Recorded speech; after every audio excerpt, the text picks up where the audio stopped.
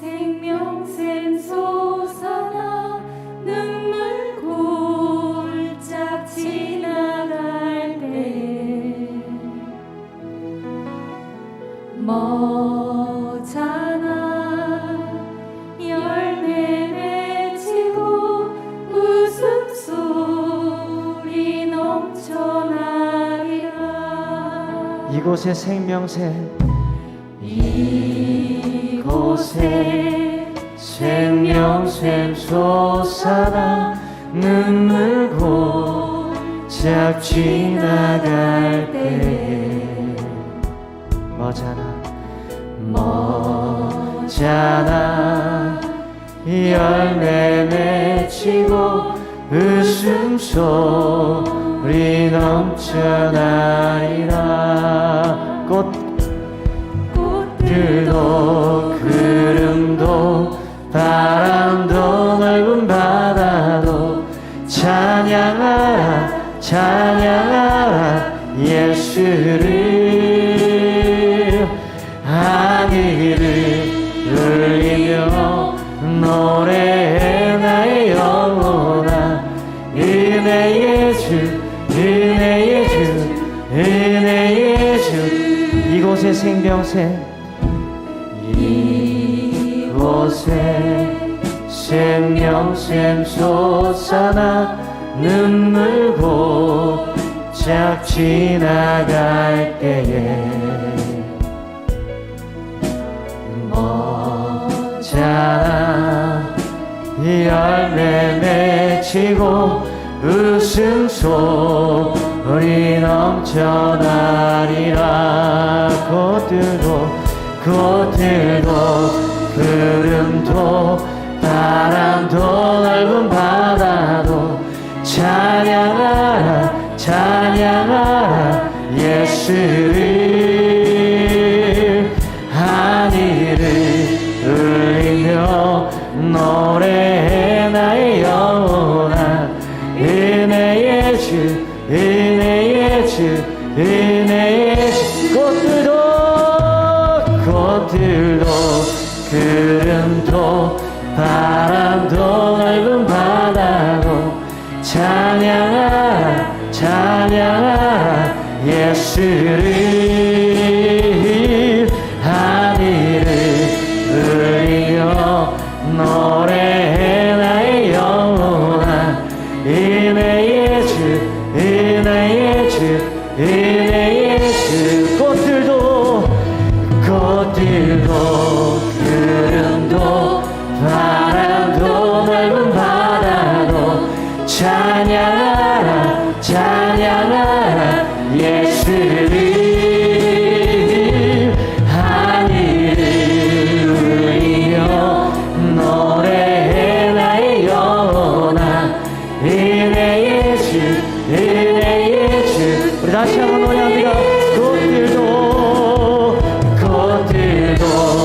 구름도 바람도 넓은 바다도 찬양하라 찬양하라 예수를. 하늘을 울리며 노래해 나의 영혼아 은혜의 주 은혜의 주. 우리 다 함께 목소리 높여. 꽃들도 구름도 바람도 넓은 바다도 찬양하라 찬양하라 예수를. 하늘을 울리며 노래해 나의 영혼아 은혜의 주 은혜의 주. 우리 다시 한번 노래합니다. 꽃들도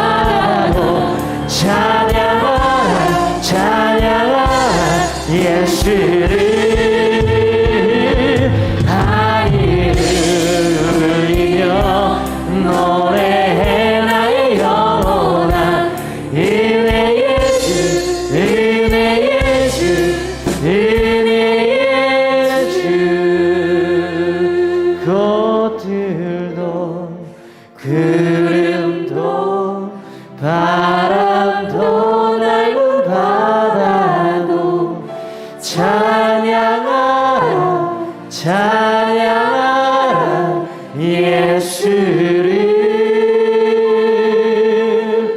하늘을 울리며 노래해 나의 영원한 은혜의 주 은혜의 주 은혜의 주. 우리 은혜의 주님께 영광이 와서 오겠습니다. 할렐루야 할렐루야.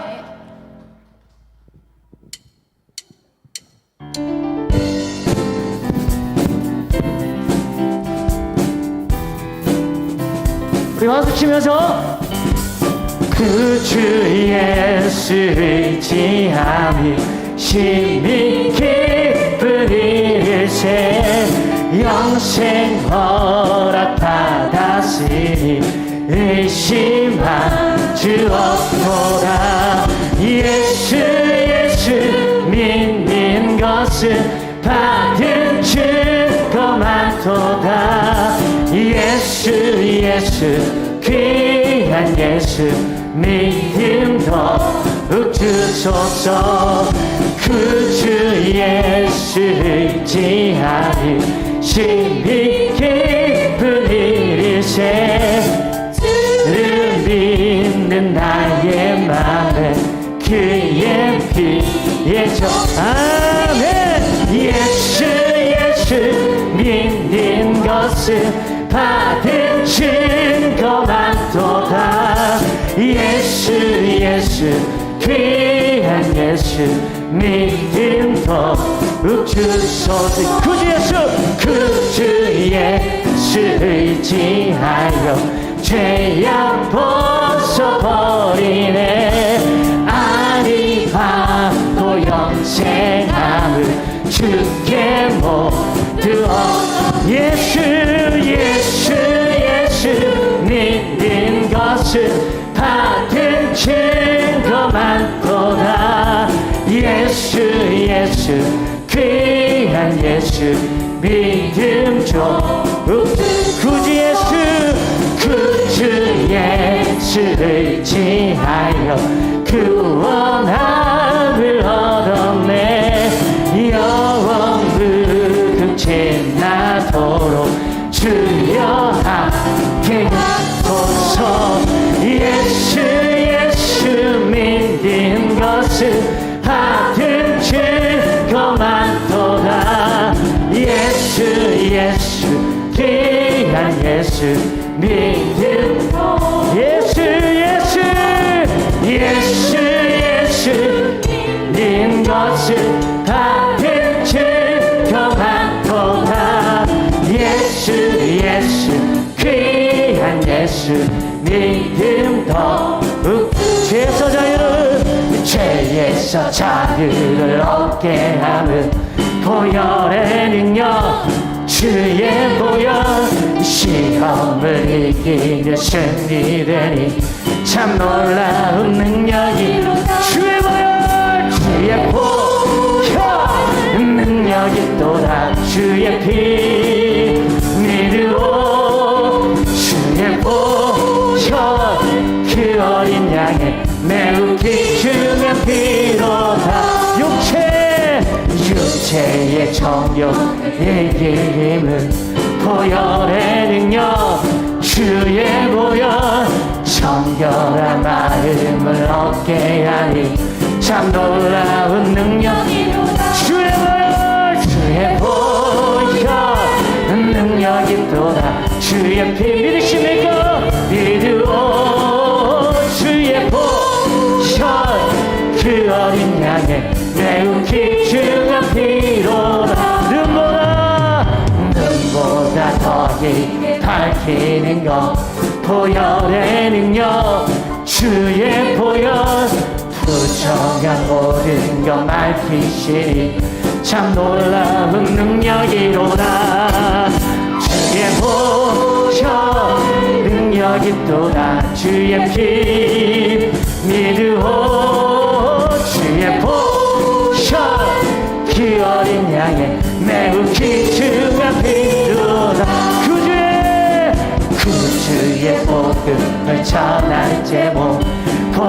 보혈의 능력 주의 보혈 날마다 나에게 찬송 주님 참 놀라운 능력이로다. 아멘. 주의 보혈 능력이 또다 주의 피 미루어 주의 보혈 그 어린 양의 매우 기준 4절입니다.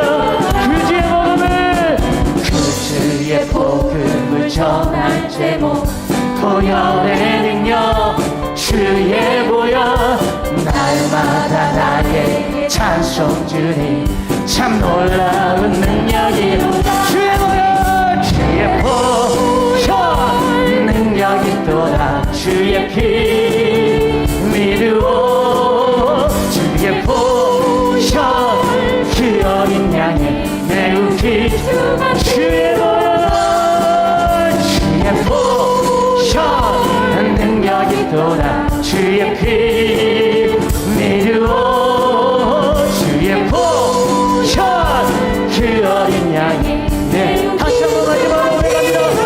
주의 보혈 능력이 또다 주의 피 미루어 주의 보혈 그 어린 양의 매우 귀중한 피로다. 할렐루야. 우리 하나님 앞에 영광의 박수를 올리겠습니다. 할렐루야 할렐루야.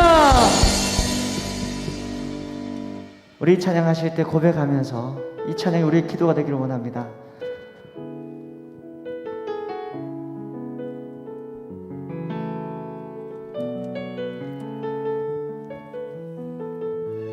전능하신 나의 주 전능하신 나의 주 하나님은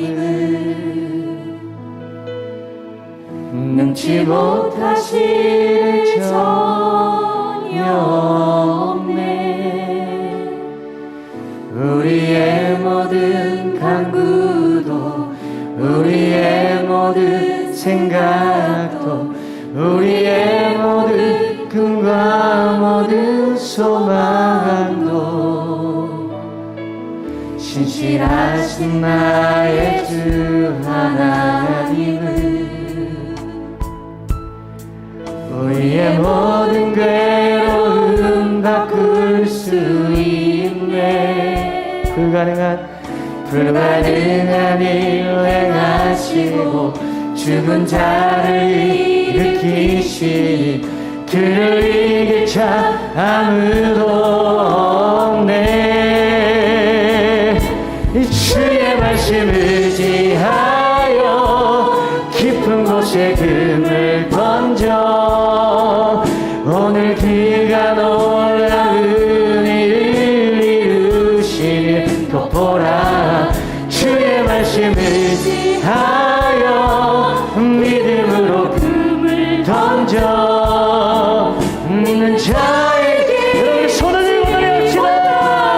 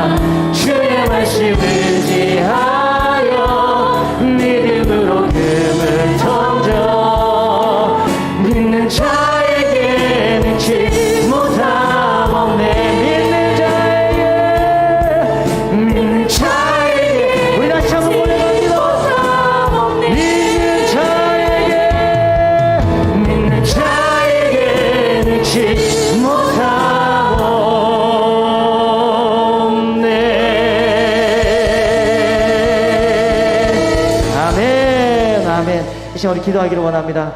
하나님 아버지, 말씀을 전해주신 우리 귀한 박주성 목사님 힘주시고 능력 주셔서 말씀에 깊이 가 있게 하시고 하나님의 놀라운 사랑과 은혜와 능력과 아버지 하나님을 향한 우리의 고백들이 이 시간 일어날 수 있는 귀한 시간 되게 해달라고 말씀을 전해주신 우리 박주성 목사님을 위하여서, 그리고 또 이 예배를 위하여서 주여 힘차게 함으로 다 함께 기도하도록 하겠습니다. 주여, 하나님 아버지 은혜를 감사합니다. 하나님의 사랑과 은혜 안에 우리가 머물 수 있도록 복을 내려주시고, 온전하신 아버지 하나님의 사랑과 은혜 안에 머물 수 있도록 복 내려주시고, 우리 귀한 목사님의 말씀을 듣게 하심을 감사합니다. 이 시간에 아버지 하나님, 하나님의 말씀에 의지하여서 그물을 내릴 수 있는 귀하고 복된 시간 될 수 있도록 하나님 역사하여 주시옵시고, 성령 하나님 찾아와 주셔서 말씀을 전해주신 우리 박 목사님에게 힘주시고 능력을 내리워 주옵소서. 성령 충만, 은혜 충만, 말씀 충만의 역사가 이 시간 우리의 삶 속에 내리워질 수 있도록 은혜 위에 은혜를 더하여 주시고, 내 안에 계신 성령 하나님께서 내 머리 위에 올라가 주셔서 성령의 기름을 부어주셔서 목사님의 귀한 말씀을 통하여서 은혜 받고 그냥 왔다가 돌아가는 시간이 아니라 아버지 하나님의 말씀 붙잡고 돌아갈 수 있는 시간 될 수 있도록 하나님 역사하여 주옵소서. 하나님 아버지,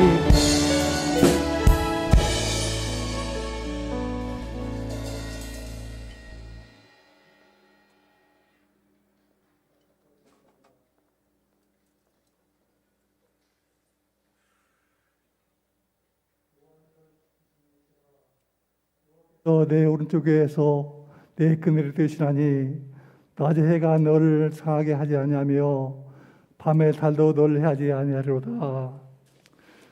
우리를 살리시려 독생자 예수 그리스도를 보내주시고 구원해 주신 하나님의 변함없는 사랑에 감사와 영광을 올려드립니다.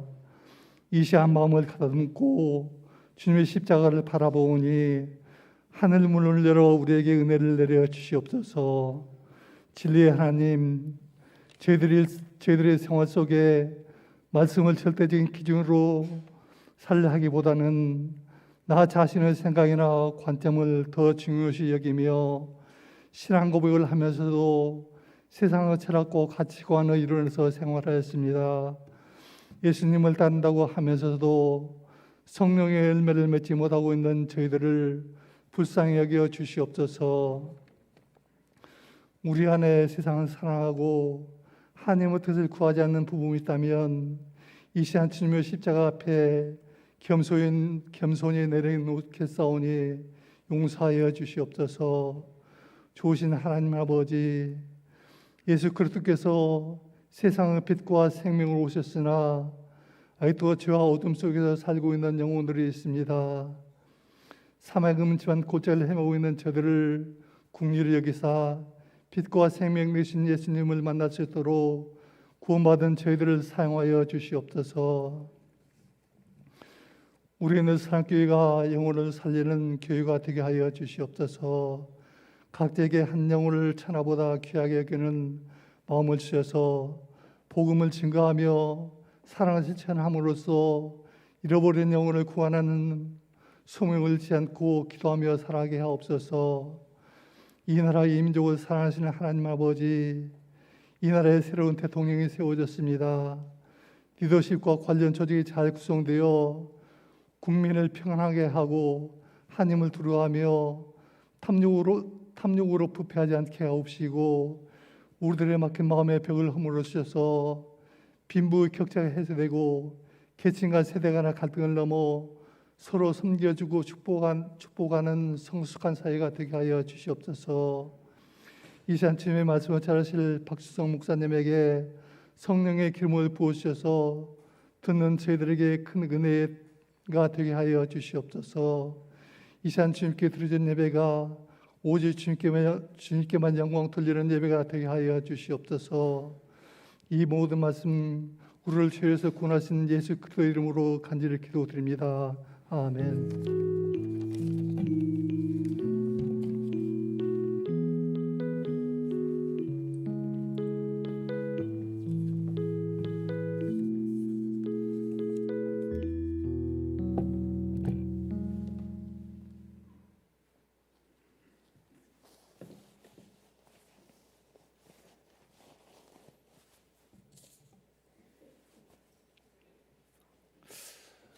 네, 말씀이 왕성한 교회 이 제목으로 이 자리에 서게 됐습니다. 말씀을 나누기에 앞서서 오늘 오후 예배에 처음 나오신 분이 계십니다. 석재경 성도님이신데요. 잠시 손으로 표해 주시면 감사하겠습니다. 네, 우리 박수로 환영하겠습니다. 감사합니다.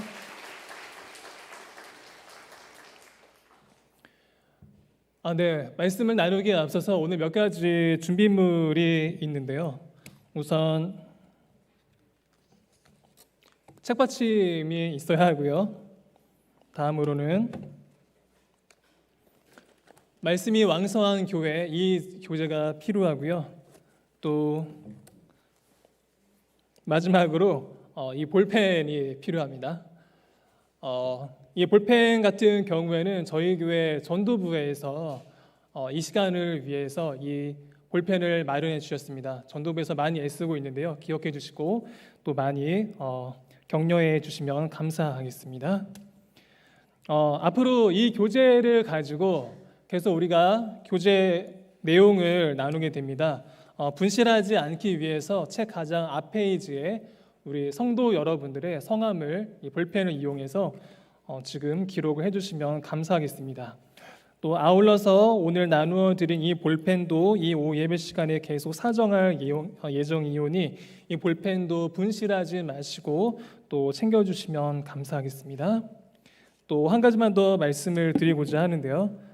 이 책받침은 저희가 오후 예배 시간 때 계속 사용할 예정이어서 볼펜과 교재는 가지고 가셔도 되지만 돌아가실 때 여기에 있는 책받침을 저 뒷자리에서 예배 마치고 나가실 때 반납해 주시면 감사하겠습니다. 오늘 첫 시간이어서 몇 가지 더 말씀드릴 게 있는데요. 오늘 오전 예배 시간에 말씀을 드렸다시피 6가지의 주제를 가지고 저희가 계속 이제 나눔을 하게 됩니다. 그러다 보니까 이 책을 꼭 분실하지 마시고요. 오늘은 말씀에 대해서 우리가 함께 나누게 되고요. 또 다음 주에는 기도의 제목으로 함께 말씀을 또 나누게 됩니다. 이 교재에 분실하지 말고 또 잘 보관해 주시기를 부탁드립니다.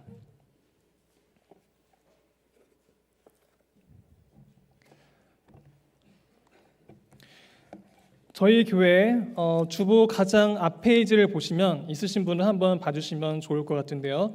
주보 가장 앞페이지를 보면은 주님 사랑이 나와 있고 또 이웃 사랑이 이렇게 나와 있습니다. 저희 느사랑교회는 주님 사랑과 이웃 사랑을 추구하는 그러한 교회입니다. 주님 사랑과 관련해서는 찬양, 또 기도, 말씀을 이렇게 또 구체화하고 있고 또 이웃 사랑과 관련해서는 치유, 나눔, 선교 이 제목으로 우리가 구체화를 하고 있습니다. 각각의 주제는 6가로 총 구성되어 있고요. 오늘은 첫 번째 시간이고 찬양이 말씀이 왕성한 교회 이 제목으로 함께 우리 성도 여러분들과 잠시 말씀을 나누고자 합니다. 네, PPT 띄워주시겠어요? 네, 늘사랑교회 비전 이루기 6가지 핵심 원리 시리즈 첫 번째 시간입니다. 오늘은 말씀이 왕성한 교회 이 제목으로 우리 성도 여러분들과 함께 말씀을 나누고자 하는데요. 넘겨주세요. 그 중에서도 오늘은 첫 번째 시간으로서 우리가 성경을 많이 접하고 있는데 이 성경이 과연 어떠한 책인지를 우리 성도 여러분들과 함께 이 시간 나누기를 원합니다. 넘겨주세요. 네, 일반 계시와 특별 계시 이 개념을 가지고 우리가 성경 말씀에 이제 접근을 하고자 하는데요. 강의안을 보시면 우선 이 내용은 제가 추가한 거여서 이 강의안에는 없습니다. 우선은 8페이지를 펼쳐 주시고요. 오늘 강의안 8페이지를 펼쳐 주시고 또 이 내용을 이제 기록하기 원하시는 분은 이제 스크린을 통해서 메시지가 나가니까 이 메시지를 보시면서 필요하신 분은 함께 메모를 해주시면 좋을 것 같습니다. 네, 일반 계시와 특별 계시 이 개념을 가지고 우리가 성경 말씀이 무엇인지 함께 접근을 한번 해보고자 하는데요. 하나님께서는 이 세상을 창조하셨습니다. 하나님께서는 고정된 실제로 계시는 분이 아니시고 하나님을 이 세상 가운데 드러내고자 하는 그러한 성향, 그러한 특성을 가지고 계십니다. 하나님의 이러한 성향과 특성을 따라서 하나님께서는 이 세상을 이제 창조하신 것이죠.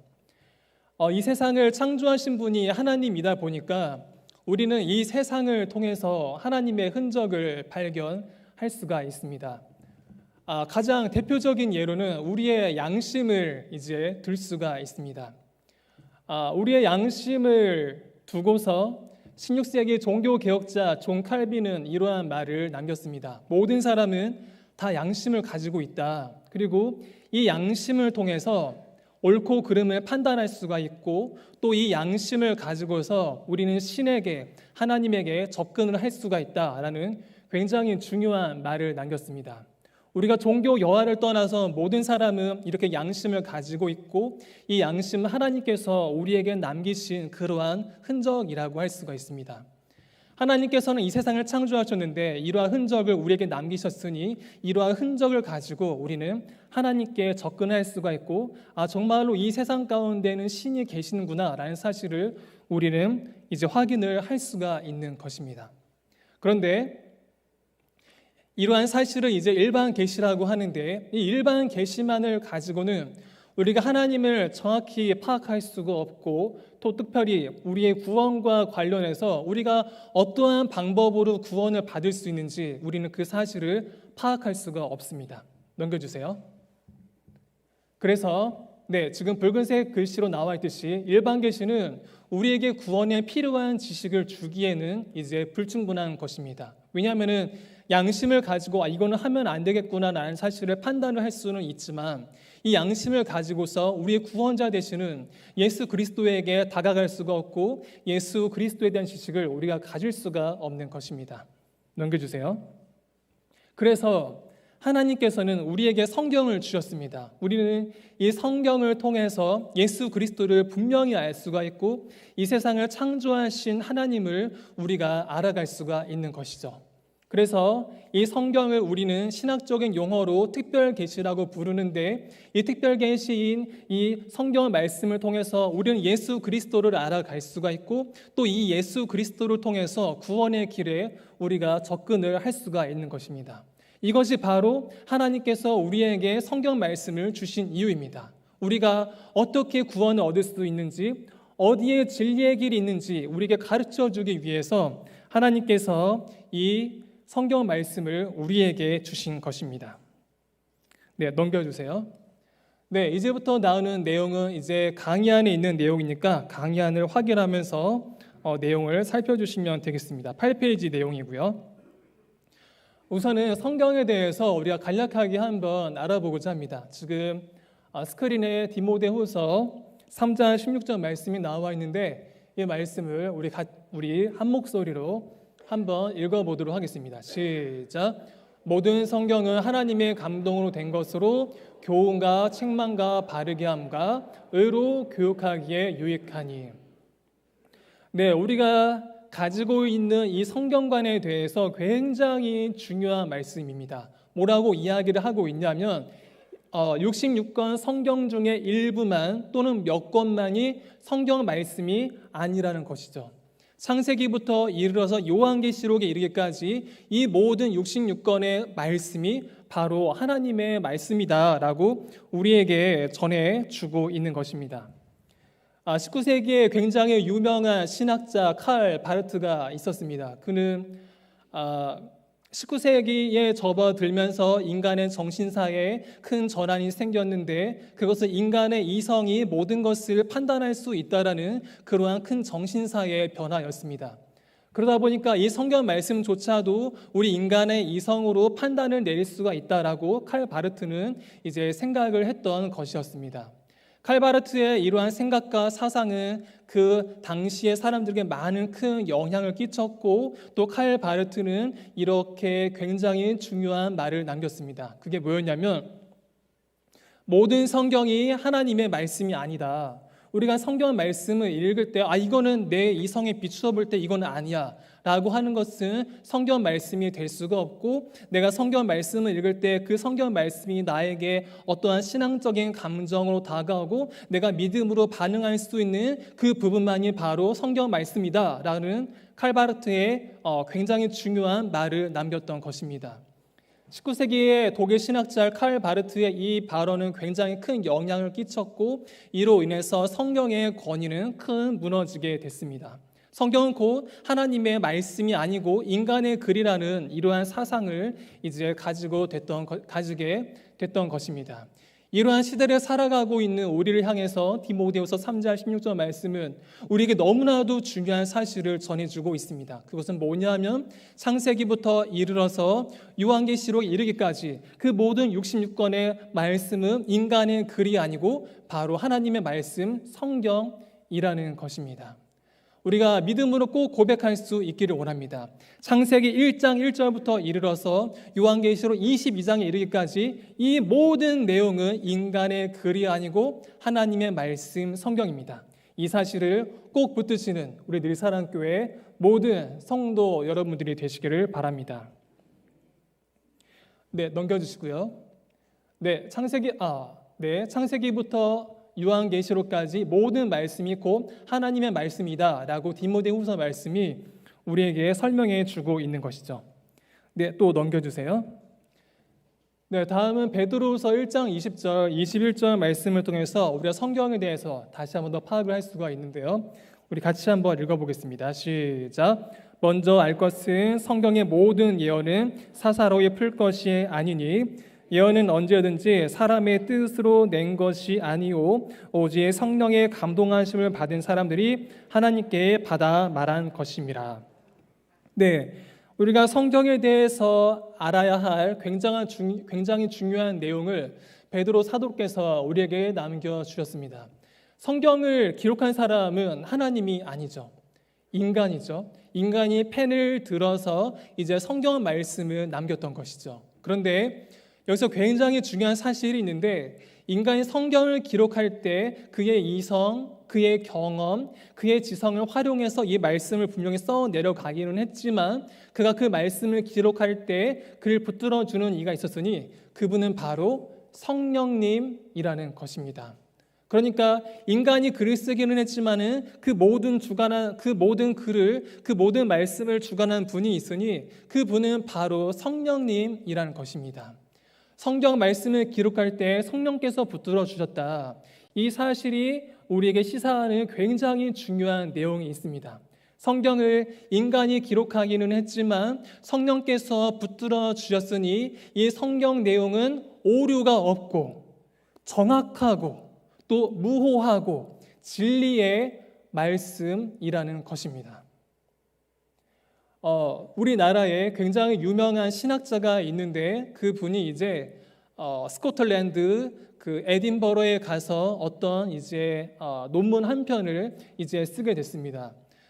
그분이 썼던 그 논문의 내용은 목회의 서심, 디모데전서, 디모데후서, 빌레몬서를 가지고 이제 논문을 썼는데 그 이제 논문을 지도해주는 그 교수님이 이런 말을 했다고 합니다. 그게 뭐냐면은 야, 너 이 목회 서신을 하나님의 말씀으로 믿냐? 이게 정말로 바울이 썼다고 믿냐? 그게 아니고 이거는 바울이 쓴 것이 아니고 그 당시에 바울이 너무나도 유명했으니까 바울의 이름을 빌려서 익명의 저자들이 바울의 이름을 이용해서 쓴 글이다. 그러니까 이 목회 서신은 결코 하나님의 말씀이 아니다, 성경이 아니다라고 하면서 그의 논문을 이제 지도해 주기를 거부했다라는 것입니다.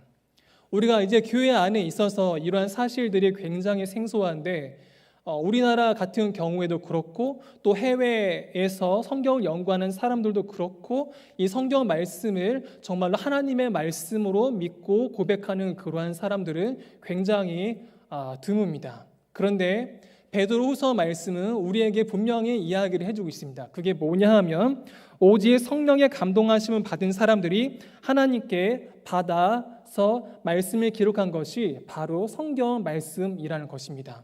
그렇기 때문에 우리가 믿는 이 성경 말씀은 정말로 오류가 없고 무호하고 정확하고 진리의 말씀, 하나님의 말씀이라는 것입니다.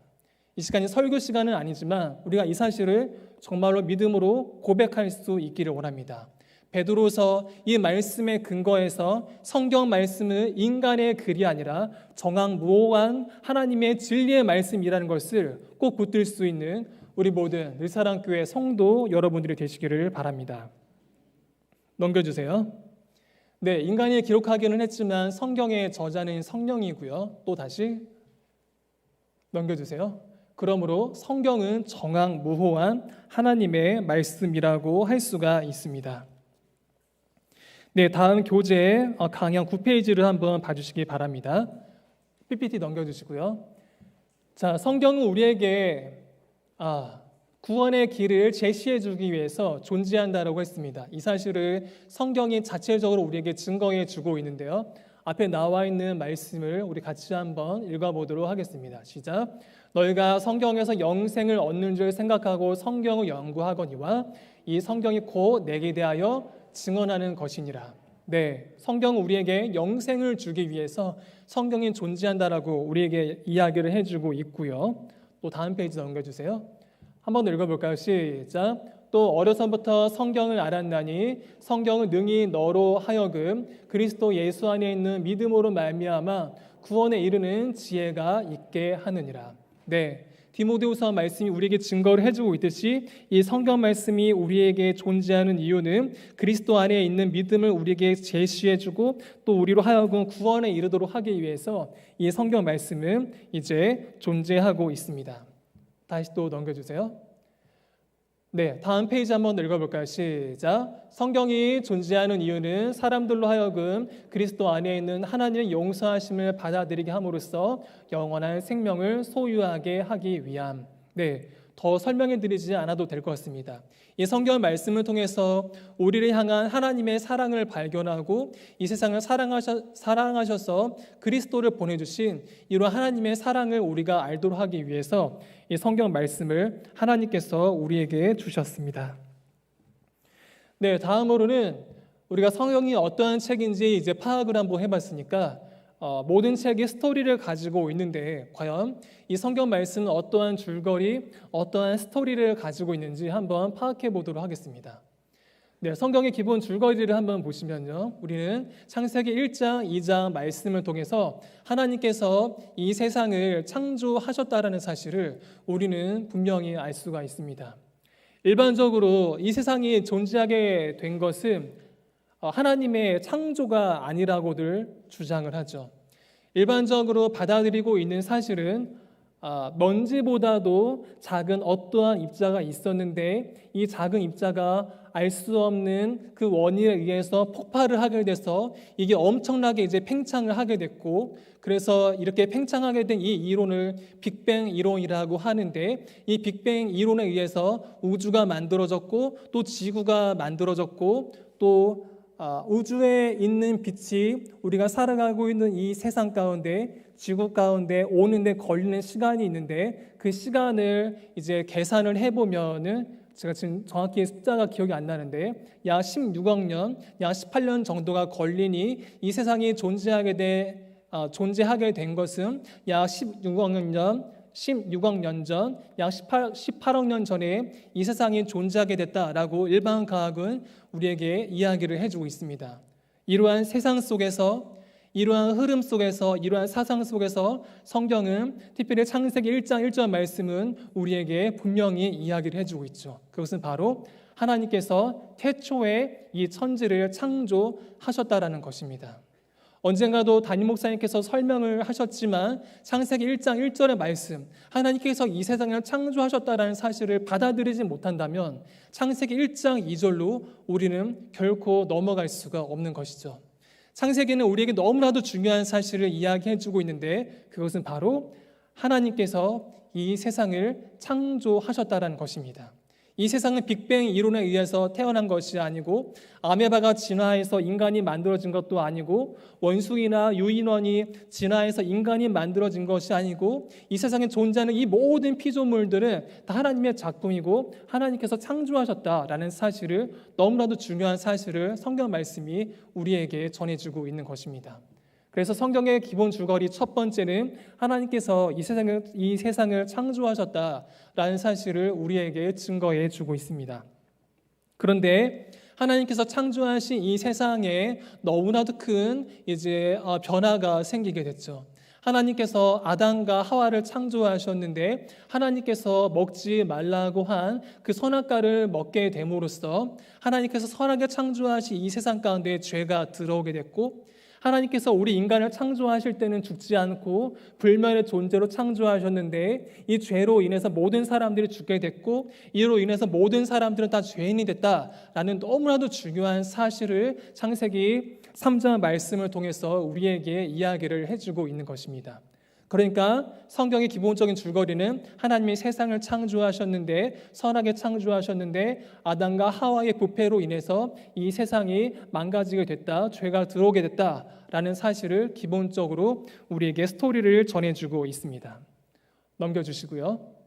그런데 하나님께서는 이 세상을 너무나도 사랑하셔서 우리 모든 사람들이 죄의 용서함을 받고 하나님께서 처음에 아담과 하와를 창조하셨던 그 형상을 회복할 수 있는 그 길과 그 방법을 하나님께서 마련해 주셨습니다. 그 길은 바로 예수 그리스도였던 것이죠.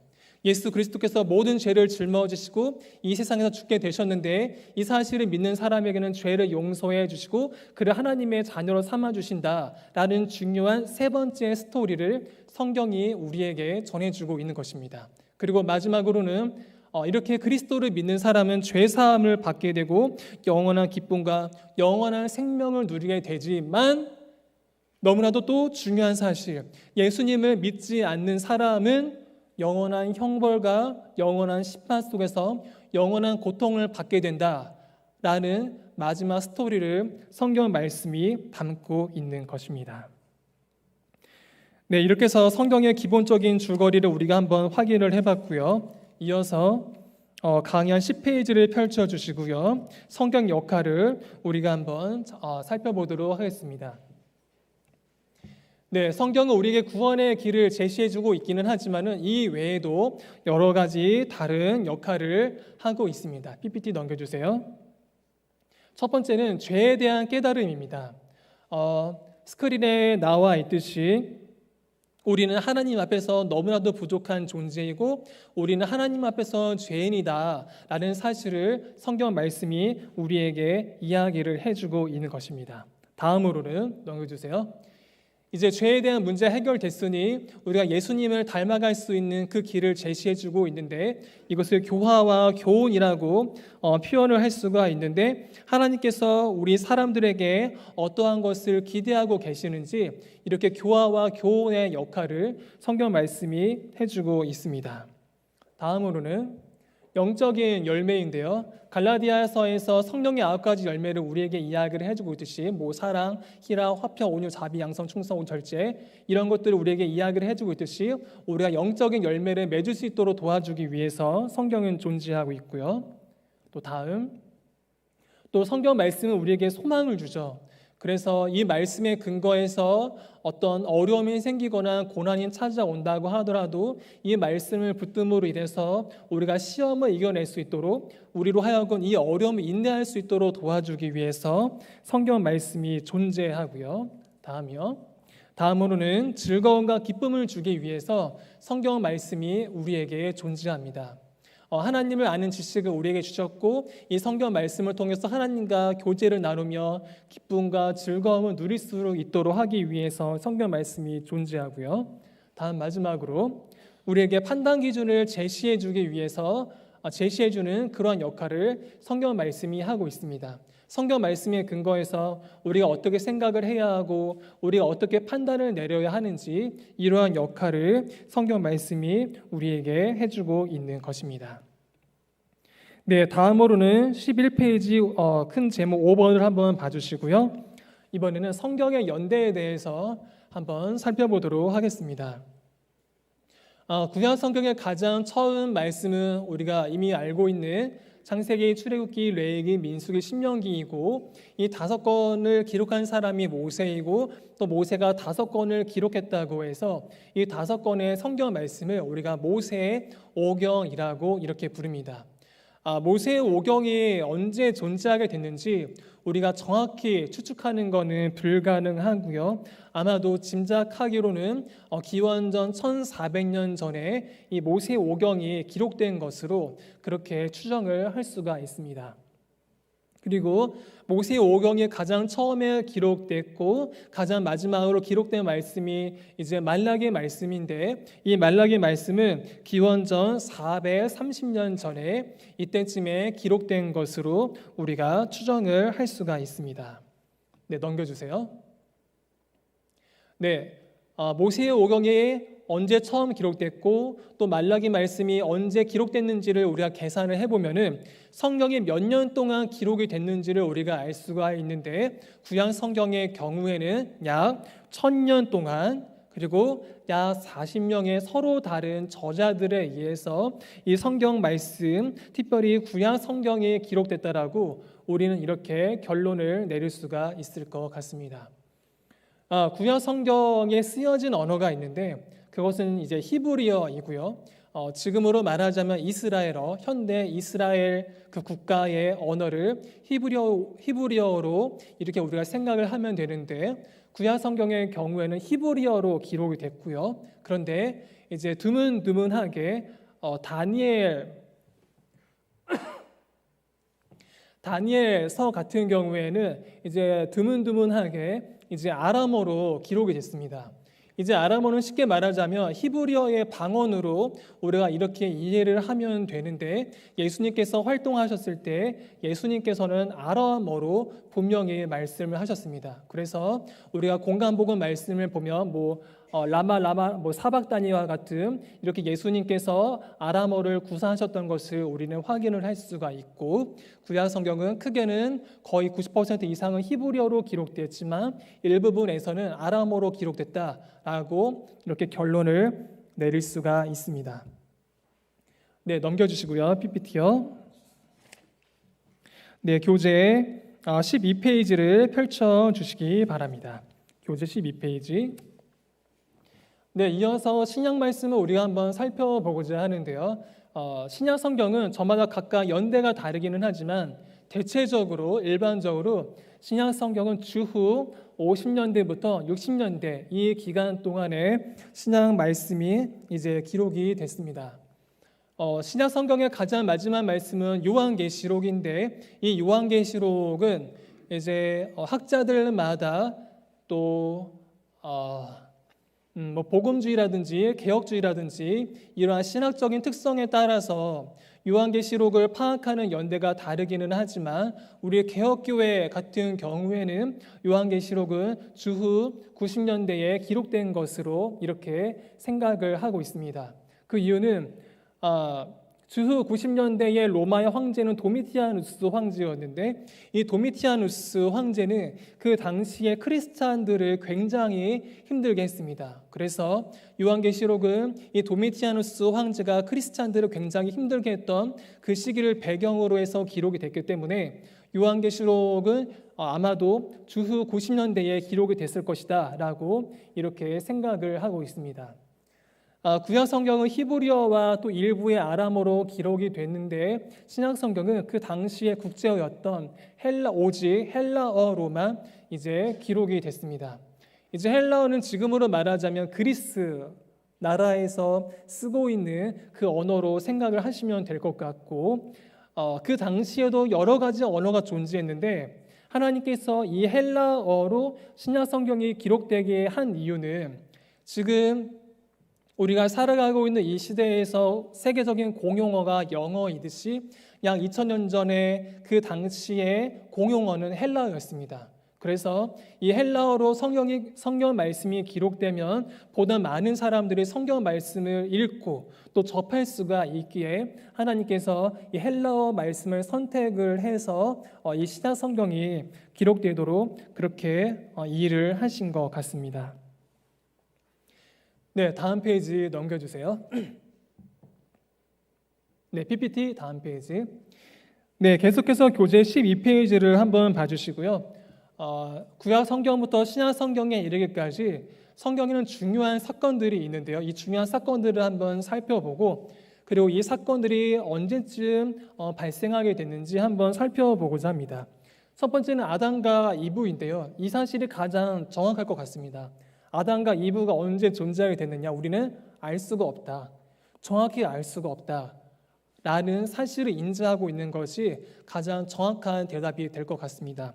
역시 노아도 너무 오래된 일이기 때문에 이 노아의 방주 사건이 언제 파악됐는지 일부 추측하는 그런 이론들이 있기는 하지만 노아가 언제 존재했는지 우리가 정확하게 파악하기는 어렵고요. 아브라함을 하나님께서 부르셨던 것은 기원전 약 2000년 전에 하나님께서 아브라함을 부르신 것으로 우리가 추정을 할 수 있을 것 같고요. 다음에는 이스라엘 사람들이 애굽에서 400년 동안 종살이를 했는데 이 400년의 종살이를 마치고 출애굽을 하게 된 연도는 아마도 기원전 1446년 이때쯤으로 우리가 추정을 할 수 있을 것 같고요. PPT 넘겨주세요. 다음으로는 이스라엘의 최초의 나라가 세워졌는데 그 최초의 왕은 바로 사울 왕이었고 하나님께서 사울 왕을 선택하셔서 최초의 이스라엘 국가를 설립하신 그 연도는 기원전 1050년 정도로 우리가 예상을 할 수가 있고요. 또 다음으로는 사울 왕을 이어서 다윗이 이스라엘의 왕이 됐는데 다윗이 이스라엘의 왕이 된 연도는 기원전 1010년부터 970년 이 기간 동안에 다윗이 이스라엘의 2대 왕으로 활동했던 것으로 우리가 추정을 할 수가 있고요. 다윗을 이어서 솔로몬이 왕이 됐는데 솔로몬은 기원전 970년부터 930년까지 이 기간 동안에 솔로몬이 이제 왕으로서 활동을 한 것으로 추정을 할 수가 있습니다. 이스라엘에 큰 변화가 생겼죠. 이스라엘의 역사에 있어서 우리나라가 남북으로 분열됐던 것처럼 이스라엘도 역시 남북으로 이제 분단이 됐던 것입니다. 그 이유는 솔로몬 때문이었고 솔로몬의 우상 숭배 때문이었습니다. 원래 이스라엘은 남과 북이 하나의 국가였는데 이 솔로몬의 우상 숭배로 인해서 하나님께서 이스라엘을 심판하셨고 그래서 북이스라엘과 그리고 남유다로 이렇게 갈라지게 됐던 것입니다. 이렇게 이스라엘이 분열됐던 시기는 기원전 931년으로 추정을 할 수가 있고요. PPT 넘겨주세요. 네, 교재는 이어서 계속 13페이지입니다. 북이스라엘과 남유다가 이렇게 갈라지게 됐는데 북이스라엘이 먼저 멸망을 하게 됐습니다. 하나님께서 우상 숭배로 인해서 하나님께 돌아오지 않음으로 인해서 하나님께서 이스라엘을 분단하게 했는데 북이스라엘과 남유다가 그 죄악을 결코 멈추지 않았던 것입니다. 그래서 하나님께서는 먼저 북이스라엘을 심판하셨는데 그 당시 고대 근동에서 가장 세력이 셌던 국가 아시리아에 의해서 기원전 722년에 북이스라엘이 멸망하도록 하나님께서 역사하셨고 북이스라엘이 멸망하고 난 다음에 남유다가 남았는데 남유다도 역시 죄를 회개하지 않아서 그 당시 고대 근동 가장 세력이 컸던 그 국가 바벨론에 의해서 기원전 586년에 남유다가 바벨론에 의해서 이제 멸망을 하게 됐습니다. 이스라엘 사람들이 이제 멸망하게 되고 아시리아에 가서 포로 생활을 하게 되고 또 바벨론에 가서 포로 생활을 하게 됐는데 하나님께서는 다윗 언약의 근거에서 이 해외에 있는 디아스포라, 이 유대인들이 다시 고국으로 돌아올 수 있도록 하나님께서 역사하셨습니다. 그것을 성경은 고레스 칙령이라고 하는데 하나님께서 그 고레스의 마음에 감동을 주셔서 이스라엘 사람들이 다시 고국으로 돌아갈 수 있도록 역사한 이 사건을 고레스 칙령이라고 하는데 이 고레스 칙령으로 인해서 다시 이스라엘 사람들이 고국으로 돌아갔던 그 연대는 기원전 537년으로 이렇게 우리가 추정을 할 수가 있고 고국으로 돌아오고 난 다음에 느헤미야와 에스더가 활동을 했는데 이 사람들이 활동했던 연대는 기원전 약 400년대 중반으로 그렇게 추정을 할 수가 있습니다. PPT 넘겨주시고요. 그리고 구약 성경 마지막 성경 말씀이 기록되는데 그것은 말라기였고 이 말라기 말씀은 아마도 기원전 400년쯤에 기록된 것으로 이제 생각이 됩니다. 그리고 신약 성경 말씀이 기록되기까지 그러니까 말라기 말씀 하나님께서 마지막으로 주셨고 또 신약 성경 말씀이 기록되기까지 이 사이에 하나님께서 인터벌, 간격을 두셨는데 이 간격을 우리가 이제 신학적인 용어로 중간기 시대라고 하는데 이 중간기 기간은 약 430년 또는 400년 정도로 이렇게 보고 있습니다. 그러니까 구체적으로 말하자면 하나님께서 약 400년의 기간 동안에 하나님께서 계시의 말씀을 주시지 않았던 것이죠. 그러니까 말라기 말씀이 기록되고 400년이 지나고 난 다음에 첫 번째 신약 성경 말씀이 기록될 수 있도록 하나님께서 400년 후에 역사하셨다는 것입니다. 이 중간기 기간은 약 400년 또는 430년 정도로 이렇게 파악을 할 수가 있고요. 또 너무나도 중요한 사건이 벌어지는데 그것은 바로 예수님께서 탄생하신 일입니다.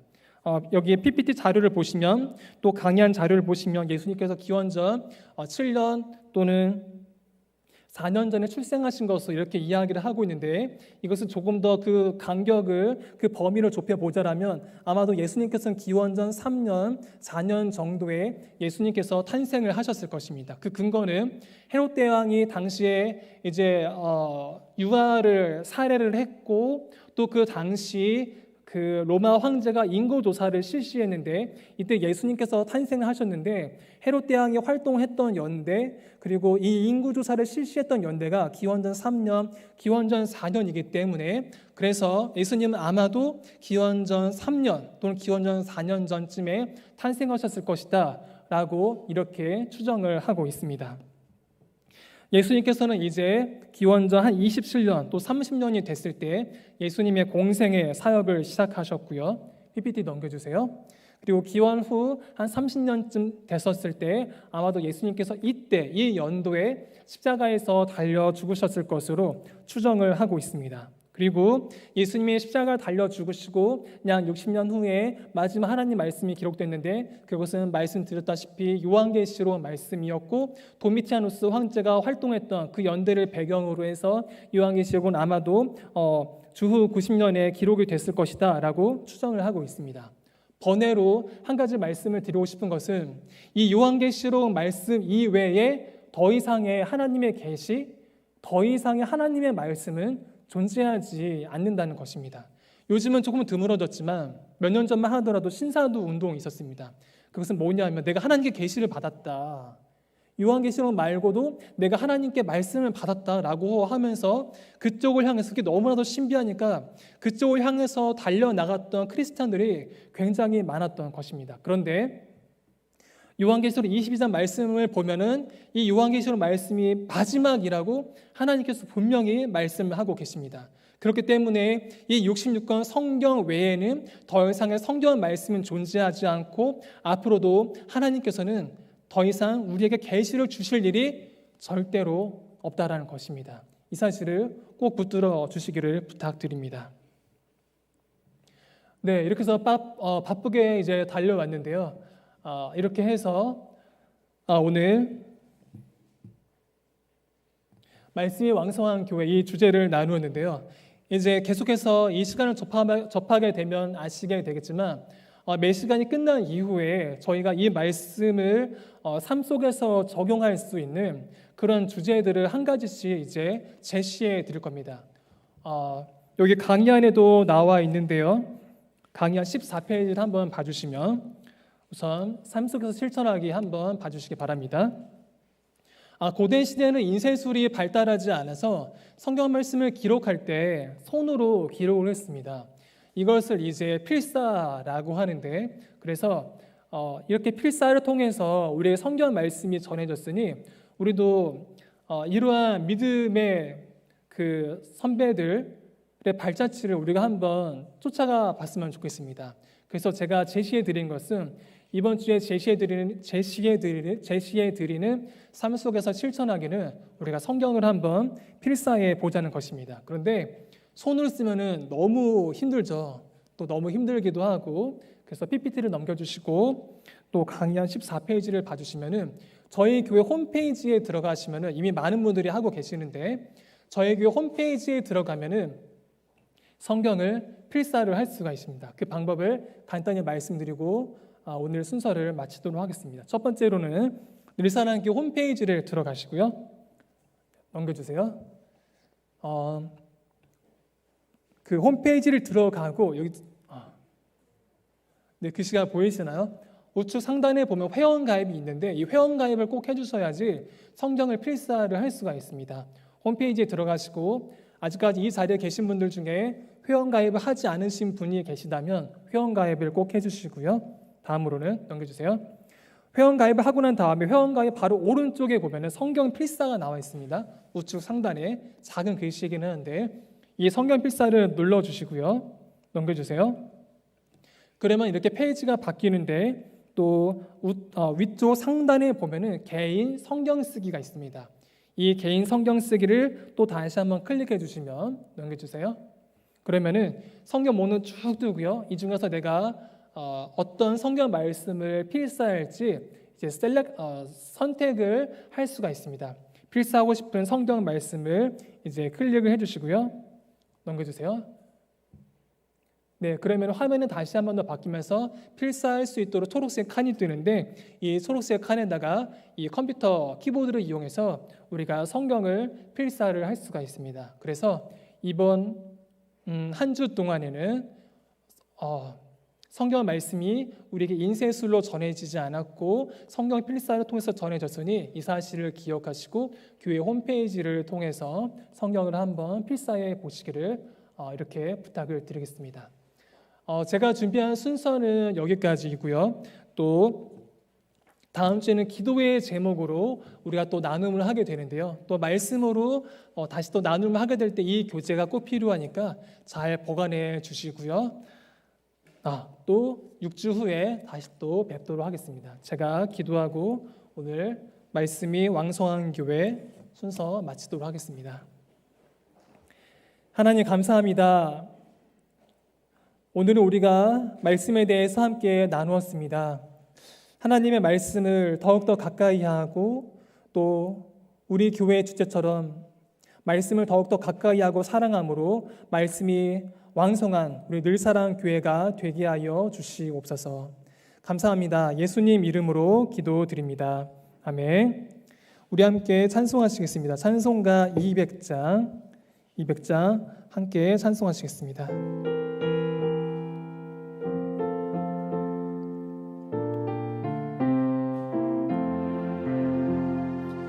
달고 오묘한 그 말씀 생명의 말씀을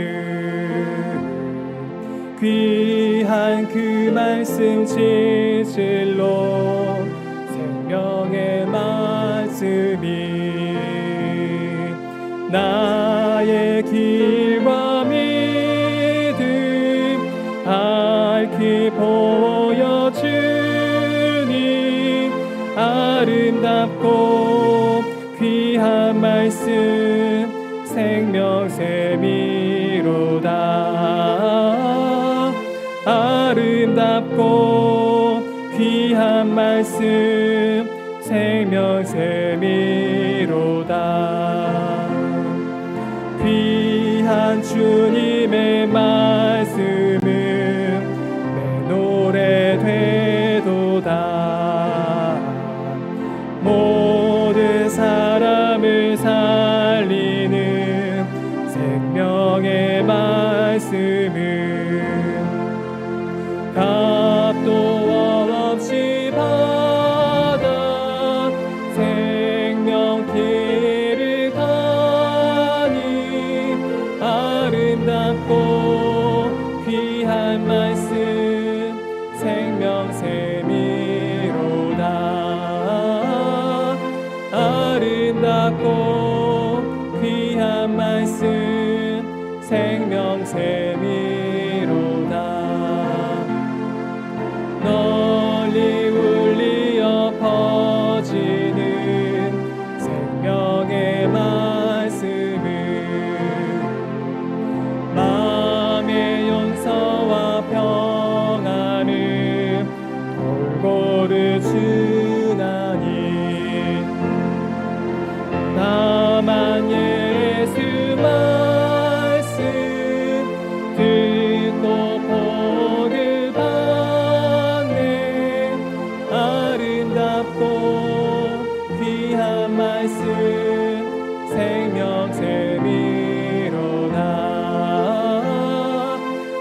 아름답고 귀한 말씀 생명샘이로다.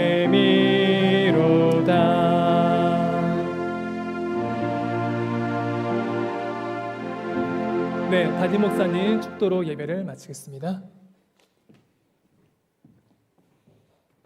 네, 우리 박주성 목사님이 강의를 잘 해주셨는데 교재하고 본인이 이야기하는 거하고 페이지 수가 달랐어요. 그 페이지 수를 좀 맞춰주시면 좋겠고, 또 특별히 교재에 없는 것이 설명된 부분이 있으면 프린트를 해서 추가로 다음에 나눠주셔서 도움이 되도록 그렇게 해주셨으면 좋겠습니다. 기도하겠습니다. 하나님, 어쨌든 성경의 중심이 하나님을 사랑하고 이웃을 사랑하는 것인데, 이것을 우리가 구체적으로 우리의 삶에 실천하기 위하여서 6가지로 나눠서 공부를 합니다. 하나님께서 함께 하시고 특별히 말씀이 왕성한 교회라는 주제로 먼저 시작을 했습니다. 그리고 성경을 필사하자고 제시했습니다. 하나님, 우리 홈페이지에 들어가서 우리 모두가 성경을 필사하며 말씀과 가까워지게 하여 주시옵소서. 수고하신 박 목사님도 주님 축복하여 주셔서 하나님의 놀라운 은창으로 덧입혀 주시옵소서. 이제는 우리 주 예수 그리스도의 은혜와 하나님 아버지 놀라우신 사랑하심과 성령님의 교통 역사 위로 충만하심이 하나님의 전에 나와 함께 말씀을 공부하며 예배하고 돌아가는 모든 주의 권속 위에 이제로부터 영원까지 함께 있을지어다. 아멘.